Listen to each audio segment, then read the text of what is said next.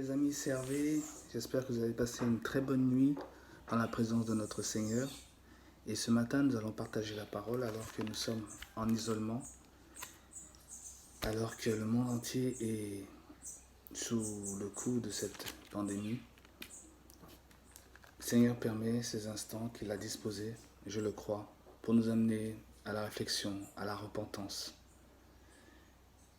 et à nous humilier aussi, à l'introspection, pour nous croyants, mais très certainement et plus que jamais ceux du monde, afin qu'ils crient au Seigneur, qu'ils invoquent son nom, afin d'être sauvés. Dieu a commencé à détruire notre orgueil, nos certitudes. Et tout se dit sur la toile, tout est son contraire. Les scientifiques même sont dépassés. Alors que pendant des années, nous avons été notre propre Dieu. Du moins, les gens du monde, et quand bien même des croyants aussi, prenant nos propres décisions. Dieu est celui qui ne change pas, ses lois ne changent pas. Et combien nous avons changé, tourné ses lois. Combien nous avons commis des crimes, comme à l'époque de l'ancienne alliance. Le peuple de Dieu commettait crime après crime. Beaucoup de choses ont été votées, comme l'avortement. J'ai d'ailleurs lu hier que dans l'Ohio, le Mississippi, Texas et autres contrées, ils veulent arrêter l'avortement durant ce temps de pandémie, pour vous montrer que même ce temps est favorable à ce que nous puissions revenir au Seigneur d'une manière ou d'une autre, à cause d'une chose ou d'une autre. Alors imaginez-vous qu'ils ont décidé un jour aussi de pouvoir mettre fin à la vie des gens qui le souhaitaient, et beaucoup d'autres ineptie et abomination devant Dieu, comme le mariage homme avec homme, femme avec femme, toutes ces choses qui sont une abomination devant Dieu. Mais aujourd'hui, nous voulons, nous croyants, nous examiner et revenir à l'Éternel. Comme le dit dans Jérémie, chapitre 4, au verset 1, il est dit, il parle à Israël, mais il parle à l'Église aujourd'hui. Si tu reviens à moi, dit l'Éternel, si tu ôtes tes abominations de devant moi, tu ne seras plus errant.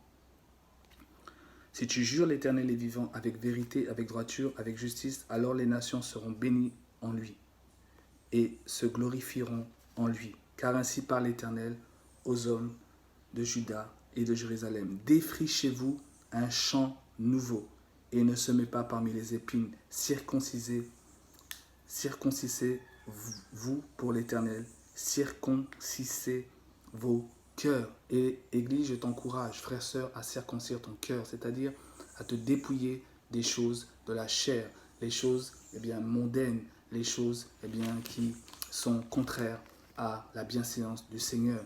Il est dit, si mon peuple sur qui est invoqué mon nom s'humilie, prie et cherche ma face, s'il se détourne de ses mauvaises voies, je l'exaucerai des cieux et je guérirai son pays.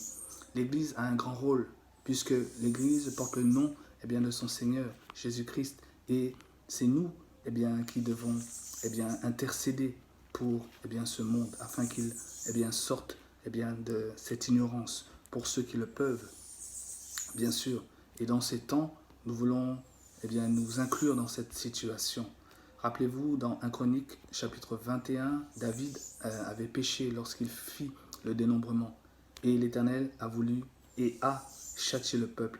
Et David intercéda en disant, c'est moi qui ai fauté. Pourquoi tu veux condamner le peuple? Lorsqu'Adam a péché, tous ont péché. Et notre rôle, nous, l'Église, c'est de prier. Parce que c'est nous qui sommes l'appui et la colonne de la vérité. Nous sommes la lumière du monde, le sel de la terre. Et nous avons perdu notre saveur. Et ce qui arrive là, ce n'est pas nouveau pour l'Éternel, puisque pendant toutes ces années précédant la venue de Christ, le peuple hébreu avait désobéi. Le peuple qui devait refléter son Dieu avait marché de travers. Et aujourd'hui, nous devons nous inclure dans cette situation et prier pour cette nation, prier pour nous-mêmes et revenir à l'Éternel. Il est dit dans Lamentation, chapitre 3, au verset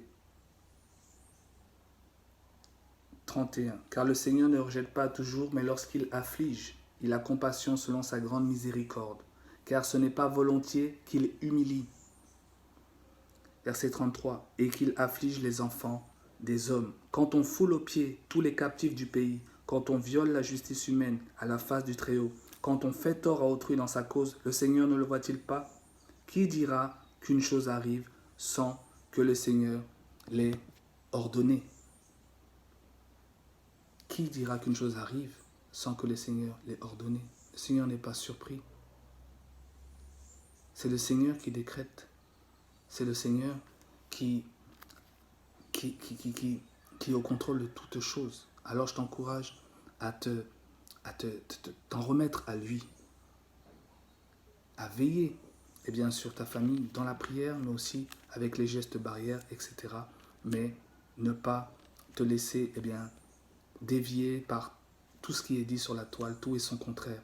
De savoir que le Seigneur connaît toutes choses. Il y a eu des fléaux, à l'époque de Moïse, il y aura des fléaux durant la tribulation. Christ est à la porte. Seigneur, ce qu'il veut, c'est nous secouer et nous dire « Hé, je reviens bientôt, hâtez mon avènement, hâtez mon avènement. » Et trop de fois, ces derniers temps, nous avons vécu brillante et joyeuse vie, nous croyant aussi, pensant que Christ était loin de revenir, alors que nous devions hâter son avènement. Nous devons nous réjouir et prier et vivre pour que Christ soit l'objet, que son avènement soit l'objet de notre marche avec lui, de notre vie sur la terre, en annonçant aux non-croyants que Jésus revient bientôt. C'est une occasion en ce moment de leur dire de se repentir. Et c'est une occasion à toi, mon frère, ma soeur, qui vient encore dans le désordre, de revenir au Seigneur, de revenir à lui. Il est fidèle et juste pour pardonner et effacer nos iniquités, bien sûr, si tu confesses tes péchés. Je vous encourage et je vous dis, tiens Béred dans le Seigneur et que réellement, nous puissions encore nous exhorter, nous fortifier tout au long de ces moments d'isolement et bien au-delà, si le Seigneur nous permet. Soyez fortifiés. À bientôt.